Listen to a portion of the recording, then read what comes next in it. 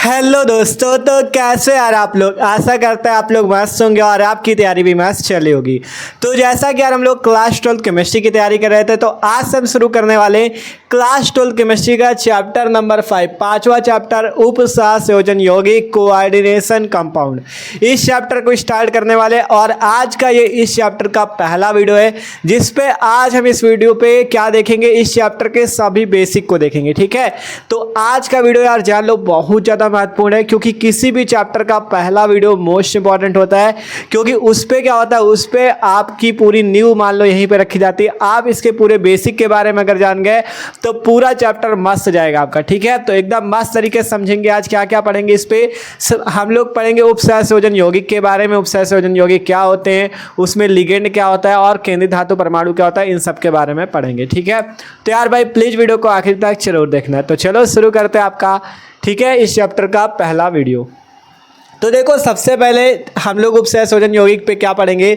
सबसे पहले हम आपको पढ़ाएंगे साधारण लवण के बारे में। साधारण लवण क्या होता है, द्विक लवण क्या होता है, फिर आपको उसी से बताएंगे उपसहसंयोजन यौगिक। ये हमने तीनों चीज़ें क्यों बता रहे हैं, इसलिए बता रहे हैं कि आप तीनों में डिफरेंस समझ सको कि तीनों चीज़ें मतलब क्या चीज़ है एक ही चीज़। ठीक है, मतलब ये भी एक प्रकार का लवण है, ये भी लवण है, ये भी लवण है, लेकिन तीनों में अलग अलग है, तो वो चीज़ें आपको समझना है। सबसे पहले बात करते हैं साधारण लवण। साधारण लवण या बेसिक सॉल्ट क्या होते हैं। ठीक है, सबसे पहले हम लोग इसे समझते हैं। लिखा है जब कोई अम्ल किसी क्षार से क्रिया करता है तो साधारण लवण बनाता है। जब कोई भी अम्ल होता है, अगर वो किसी क्षार से क्रिया करता है तो वो क्या बनाता है, बेसिक सॉल्ट या साधारण लवण बनाता है। एग्जाम्पल की बात करें, जैसे मान लो कोई भी अम्ल ले लो, जैसे हाइड्रोक्लोरिक अम्ल हो गया HCl। मान लो हमने एक अम्ल ले लिया हाइड्रोक्लोरिक अम्ल HCl। आप कह रहे हैं जब कोई अम्ल किसी क्षार से क्रिया करता है, ठीक है, तो मान लो, देखो इसे थोड़ा नीचे लिखे नहीं तो आएगा नहीं। देखो कोई अम्ल लिया HCl हाइड्रोक्लोरिक अम्ल, आप कहते हैं ये अम्ल एक क्षार से क्रिया करता है, तो मान लो एक क्षार हमारे पास है NaOH। तो जब अम्ल किसी क्षार से क्रिया करता है तो वो क्या बनाता है, साधारण लवण बनाता है। देखो कैसे, यहाँ से ये Na, यहाँ से ये Cl मिला के NaCl निकल गया बाहर, यहाँ का ये H और OH मिलके बन जाएगा क्या, H2O। तो यहाँ पे आपका ये जो बना ना NaCl, यही आपका साधारण लवण है। ठीक है, और जो साधारण लवण होते हैं वो आपके आयनों में टूट जाते हैं। जैसे NaCl है, ये आपका Na+ आयनों में टूट सकता है और Cl- आयनों में टूट सकता है। ठीक है, Na+ और Cl- में टूट सकता है। तो लवण आपका समझे, साधारण लवण। जब कोई अम्ल किसी क्षार से क्रिया करता है तो साधारण लवण बनाता है। एग्जाम्पल के तौर पे हाइड्रोक्लोरिक अम्ल है आपका, ये क्या है, क्षार है, सोडियम हाइड्रोक्साइड। जब इसने क्रिया की तो एक लवण बना NaCl, सोडियम क्लोराइड। ठीक है, और यहाँ पे लवण जो है आपका आयनों में टूटेगा अगर, तो Na+ और Cl- बना सकता है। ठीक है, तो अभी हमने क्या पढ़ा, साधारण लवण। और एक चीज इसमें देखना, जो साधारण लवण है NaCl, ये अपने आयनों में ही टूट रहा है जिनसे वो बना है, Na+ और Cl- पे। ठीक है, तो ये चीज बात है साधारण लवण की। अभी आपको तीनों पे समझोगे जब ना, तो आपको एकदम आसानी से उपसहसंयोजन यौगिक समझ में आएगा। तो अभी ये Na+ और Cl- में टूट सकता है। आप बात करते हैं द्विक लवण की। ठीक है, द्विक लवण क्या है, द्विक लवण, ठीक है, इसे डबल सॉल्ट बोलते हैं। ये योगात्मक यौगिक होते हैं। जो द्विक लवण होते हैं ये योगात्मक यौगिक होते हैं, जो केवल क्रिस्टलीय अवस्था में पाए जाते हैं। ये केवल क्रिस्टलीय अवस्था में पाए जाते हैं। ये लवण ठोस अवस्था में स्थायी होते हैं, परंतु जल या अन्य विलायकों में घोलने पर आयनों में टूट जाते हैं। अगर आप इनको क्या करते हो, जल या किसी अन्य विलायक में घोलते हो तो ये क्या होते हैं, आयनों में टूट जाते हैं। और जिनसे ये बने होते हैं, मतलब जिनसे ये बने होते हैं उन्हीं आयनों में ये टूटते हैं। ये भी वही था, जिनसे ये लवण बना था उन्हीं आयनों में टूटा, Na+ और Cl- में। इसमें भी वही है, जिनसे ये बना उन्हीं आयनों में टूटेगा, लेकिन इसमें क्या होता है, जिनसे ये बना होता है उन आयनों में नहीं टूटता। इसीलिए तीनों समझा रहे हैं कि आप लोग अच्छे समझो। ठीक है, तो कहा गया ये योगात्मक यौगिक होते हैं जो क्रिस्टलीय अवस्था में पाए जाते हैं। ये लवण ठोस अवस्था में स्थायी होते हैं, लेकिन जल या अन्य विलायकों में घोलने पर आयनों में टूट जाते हैं। मान लो एक एग्जाम्पल ले, हम लोग ले लेते हैं एग्जाम्पल फिटकरी का।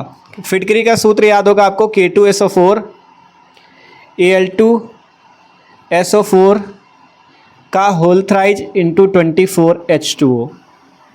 ये होता है फिटकरी का सूत्र। बात करें, ये एक प्रकार का द्विक लवण है जो कि एक योगात्मक यौगिक है। अगर इसकी बात करें, अगर ये जल या किसी अन्य विलायक में घुलता है तो ये अपने आयनों में टूट जाएगा जिनसे ये बना होगा। जैसे ये K+ आयन से बना है तो ये 2K+ आयन में टूट जाएगा, क्योंकि देख सकते हो 2K है इसलिए 2K+ पे टूट जाएगा। Al है आपका तो Al3+ पे टूट जाएगा। ठीक है, Al है तो आपका Al3+ पे भी ये टूट जाएगा। ठीक है, Al3+, यहाँ पे 3+ लिखा हुआ है जी, Al3+ पे टूट जाएगा। और जैसे SO4 है तो SO4 2- में टूट जाएगा। और यहाँ पे क्या बचा, हाँ यही चीज़ तो था, 2K+ पे टूटा, Al3+ पे टूटा, SO4 2- पे, और ये 24H2 अलग बाहर निकल जाएगा। तो इस टाइप से होता है, मतलब ये जिनसे बना होता है उन्हीं के आयनों में टूटता है। द्विकलवण में कहा गया अगर जलीय अन्य विलायकों पे घोलते हो तो वो अपने ही आयनों में टूट जाते हैं जिनसे ये बने होते हैं। जैसे K2SO4 Al2SO4 का होल थ्राइज इंटू 24H2 था, 2K+ पे टूटा, Al3+ पे टूटा, SO4 2- पे टूटा, 24H2 अलग हो गया। अर्थात सभी आपस में अलग हो गए, सभी अलग अलग आयनों में टूट गए। ठीक है, तो ये बात है द्विकलवण की कि ये जिनसे बने होते हैं उन्हीं के आयनों में टूट जाते हैं। साधारण लवण पे भी यही था, NaCl था, ये अपने अपने आयनों में टूट गए। द्विकलवण पे भी यही हुआ। लेकिन जो उपसहसंयोजन यौगिक होते हैं, कोऑर्डिनेशन कंपाउंड होते हैं, ये आपका जिन आयनों से बने होते हैं उन आयनों में नहीं टूटते। ठीक है, तो यही चीज आपको समझना है। ठीक है, तो आप उसी को समझते हैं। और एक चीज यहाँ पे और देख लेना, ये K2SO4 Al2SO4 का होल थ्राइज इंटू 24H2 पे ये चीज तो बैलेंस कर लो। Al यहाँ पे 2 है तो यहाँ पे 2Al बाहर निकलेंगे। कितने Al बाहर निकलेंगे, 2Al3+। ठीक है, और SO4 कितने, 3 SO4 ये, 1 SO4 ये, तो 4 SO4 2- यहाँ पे बाहर निकलेंगे। तो ये चीज़ था, मतलब 2K थे तो 2K+, 2Al है तो 2Al3+, SO4 3 ये रहे, 1 ये, तो 4 SO4 2- और 24H2 ये अलग बाहर निकल जाएंगे। तो द्विकलवण की बात थी। आप बात करते हैं उपसहसंयोजन यौगिक, इससे इंग्लिश में बोलते हैं कोऑर्डिनेशन कंपाउंड। पढ़ो इस पे, वे यौगिक जो जल या अन्य कार्बनिक विलायकों में घोलने पर उन लवणों के सभी आयनों का परीक्षण नहीं देते जिनसे वो बने होते, संकुल यौगिक या उपसहसंयोजन यौगिक कहलाते हैं। अर्थात अगर आप इन्हें जल या अन्य किसी कार्बनिक विलायक में घोलते हो तो ये उन आयनों में नहीं टूटते जिनसे ये बने होते हैं। मतलब अगर जिन आयनों से बने उन आयनों में नहीं टूटेंगे। जैसे इसमें K+ पे टूट गया, SO4 में अलग टूट गया, Al में अलग टूट गया, 24H2 अलग हो गया। इसमें भी यही था, Na+ पे अलग गया, Cl- पे अलग गया। लेकिन इसमें ऐसा नहीं होता। एग्जाम्पल लेते, जैसे मान लो एग्जाम्पल ले ले, CuSO4 इंटू 4NH3। ये हमने एक एग्जाम्पल लिया, CuSO4 इंटू 4NH3। अगर हम यहाँ पे बात करें, Cu का मतलब कॉपर लिखा हुआ है यहाँ पे, CuSO4 इंटू 4NH3। यहाँ पे होना क्या चाहिए, अगर ये टूटे, अगर आपका ये साधारण लवण या द्विकलवण होता, ठीक है, अगर साधारण लवण या द्विकलवण होता तो ये किस में टूटना चाहिए, Cu है अर्थात Cu2+ में टूटना चाहिए, SO4 है मतलब SO4 2- पे टूटना चाहिए, और 4NH3 अलग हो जाना चाहिए।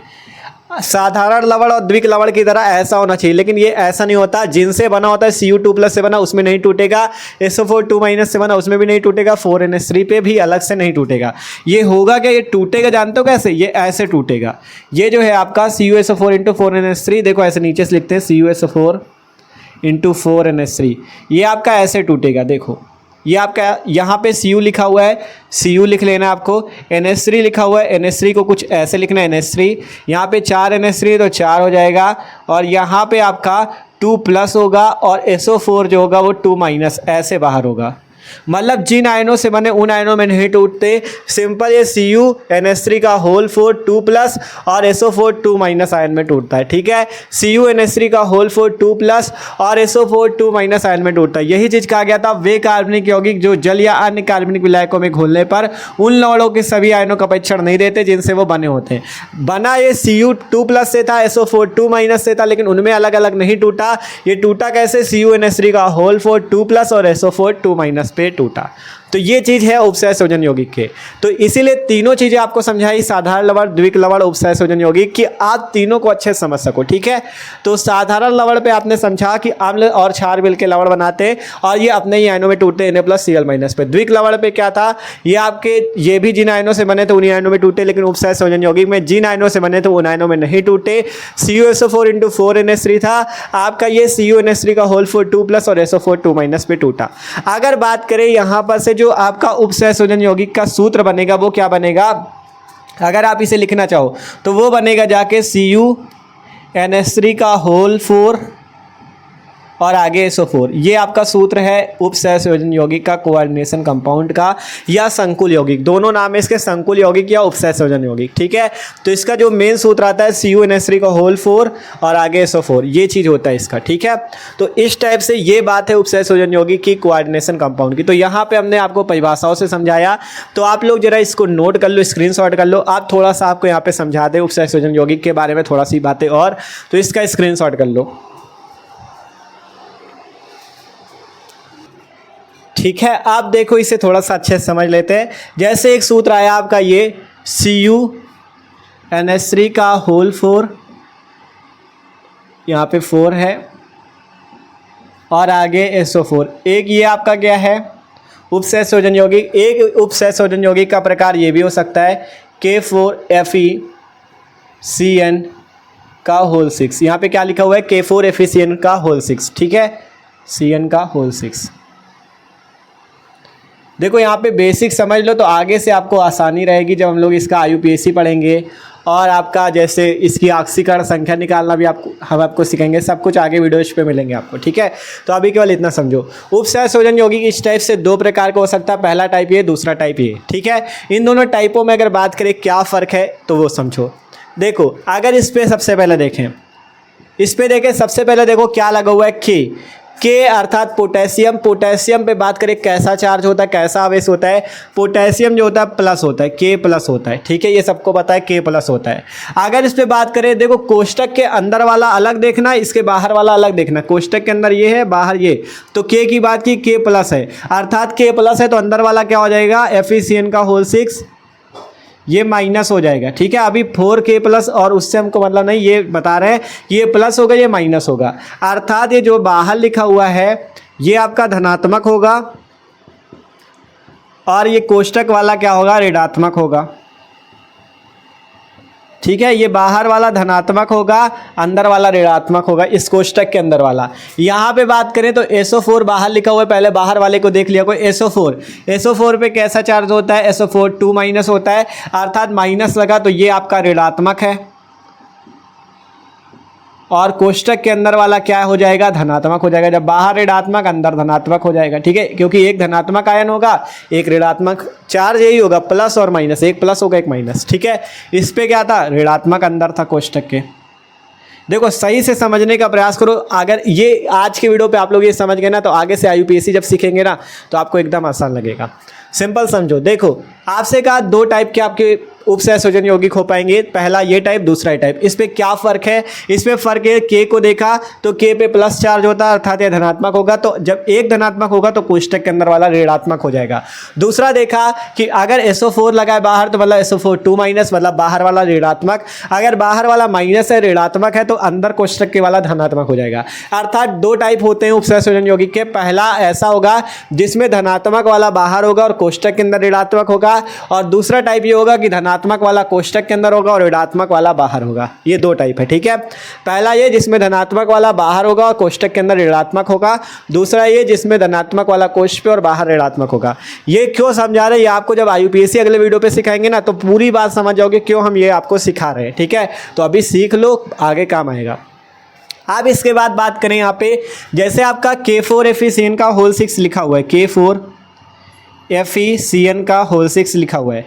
इस पे बात करें, ये चीज़ तो बता दिया कि बाहर वाला धनात्मक है और कोष्टक के अंदर वाला ऋणात्मक है, ये चीज़ बता दिया। आप बात करते हैं, देखो अंदर लिखा हुआ है FeCN का होल 6, तो यहाँ पे जो Fe देख रहे हो ना, Fe एक प्रकार की धातु है, तो इसलिए इसका नाम होता है केंद्रीय धातु परमाणु।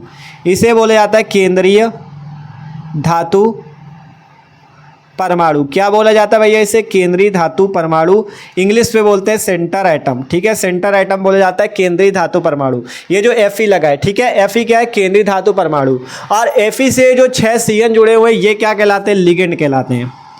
ये क्या कहलाते हैं, लिगेंड बोला जाता है इनको, लिगेंड, ठीक है, क्या बोला जाता है, लिगेंड बोला जाता है, ठीक है। सिंपल सी बात है। अब अंदर वाले कोष्टक की बात होगी, यहाँ पे Fe जो है एक प्रकार की धातु अर्थात एक केंद्रीय धातु परमाणु, इससे बोला जाता है लिगेंड। अगर यहाँ पे बात करें इस वाले पे CuNH3 का होल 4 बाहर SO4, ये चीज़ है ना, CuNH3 का होल 4 बाहर SO4, तो अंदर वाला धनात्मक है बाहर वाला ऋणात्मक, इतना तो सबको पता चल गया। अंदर कोष्टक के अंदर होगा केंद्रीय धातु परमाणु और लिगेंड।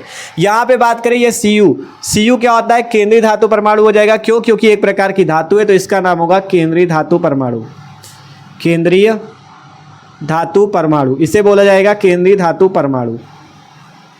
और ये जो 4 NH3 लगे हुए इनको क्या बोलेंगे, लिगेंड बोलेंगे। ठीक है, तो इनके नाम याद कर लो। जैसे आपका ये जो धातु लगी होती है इसे केंद्रीय धातु परमाणु बोलते हैं, और उससे जुड़ा जो होता है उसे लिगेंड बोलते हैं। अगर बात करें कैसे जुड़ा होता है इससे, तो ये उपसहसंयोजक बंध द्वारा जुड़ा होता है। जैसे यहाँ पे Cu है ना, तो Cu आपका ये होता है इस टाइप से, 4 NH3, तो ये आपके उपसहसंयोजक बंध द्वारा जुड़े होते हैं इस टाइप से। एक NH3 मान लो इस टाइप से जुड़ गया, एक NH3 मान लो इस टाइप से जुड़ गया, एक NH3 इस टाइप से जुड़ गया, एक NH3 इस टाइप से जुड़ गया। यहाँ पे 4 NH3 होते हैं, और ये कैसे जुड़े होते हैं, उपसहसंयोजक बंध, कोऑर्डिनेशन बॉन्ड से इस टाइप से। ये जो तीर वाला बॉन्ड होता है इसे उपसहसंयोजक बंध बोलते हैं। ये जो तीर लगा हुआ, तीर लगा रहा है, इसे बोलते हैं उपसहसंयोजक बंध। तो इस टाइप से आपका केंद्रीय धातु परमाणु से लिगेंड जुड़े होते हैं। केंद्रीय धातु परमाणु तो जान गए, Cu केंद्रीय धातु परमाणु, NH3 लिगेंड। तो इस टाइप से आपका लिगेंड जुड़े होते हैं केंद्रीय धातु परमाणु से। ठीक है, और यहाँ पे बात करें जैसे इस पे कौन सा चार्ज था, SO4 पे 2- है, तो इस पे 2+ हो जाएगा, इस पे 2+ हो जाएगा, और SO4 बाहर 2-। ये इसकी स्ट्रक्चर हो जाएगी। ठीक है, ये वाली इसकी स्ट्रक्चर हो जाएगी सिंपल सी, सिंपल देख लो, यहाँ पे 2+ हो जाएगा, ये SO4 2-।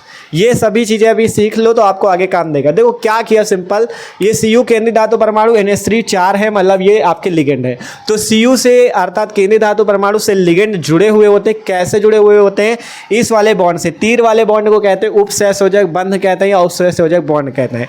और यहाँ पे इसकी स्ट्रक्चर की बात करें तो यहाँ पे आपका ये जो CuNH3 का होल 4 था ना, इस पे आपका CuNH3 का होल 4, यहाँ पे देखो आपको बताया तो था, यहाँ पे ये 2+ होता है इस पे, तो यहाँ पे 2+ हो जाएगा, यहाँ पे SO4 2-।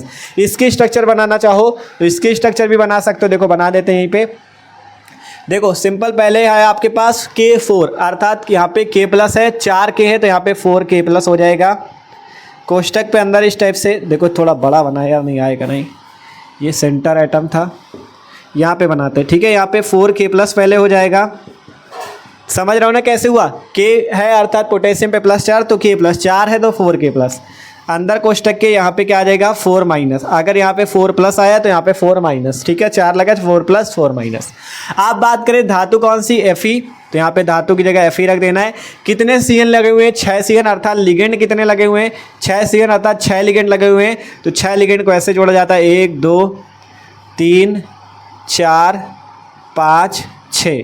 और इनको कौन से बॉन्ड से जोड़ेंगे, इस तीर वाले बॉन्ड से, जिसका नाम होता है उपसहसंयोजक बॉन्ड, या उपसहसंयोजक बंध, या कोऑर्डिनेशन बॉन्ड। इसको इस टाइप से तीर के निशान वाले से जोड़ देना है आपको, इस टाइप से। ठीक है, तो ये किसकी स्ट्रक्चर बन गई, इसकी K4FeCN का होल 6 की। ठीक है, सिंपल देख सकते हो, Fe केंद्रीय धातु परमाणु है, जिससे 6 Cn आपके कौन से बॉन्ड से जुड़े हैं, उपसहसंयोजक बॉन्ड से जुड़े हुए हैं। ठीक है, तो ये समझ सकते हो आप लोग, सिंपल सी बातें कुछ हमने आपको यहाँ पे बताई हैं।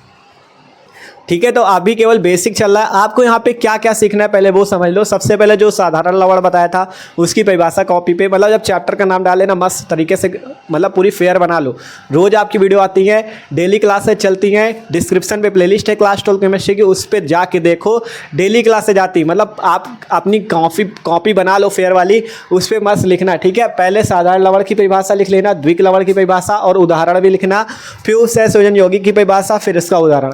फिर आपको क्या लिखना है, फिर आपको ये आपको लिखना है K4FeCN का होल 6, इतना लिख दोगे। फिर यहाँ पे दर्शा देना, यहाँ पे 4K+ है, 4 लगा, 4K+, यहाँ पे 4-, अर्थात ये वाला धनात्मक, ये वाला ऋणात्मक। यहाँ पे देखोगे, यहाँ पे देखोगे तो देखो, इसको भी सही से लिख दे, इसको भी सही से लिख दे। देखो यहाँ पे CuNH3 का होल 4, 2+ जो था ये धनात्मक था, और SO4 2- जो था ये ऋणात्मक था। तो अच्छे से कॉपी पे नोट कर लेना।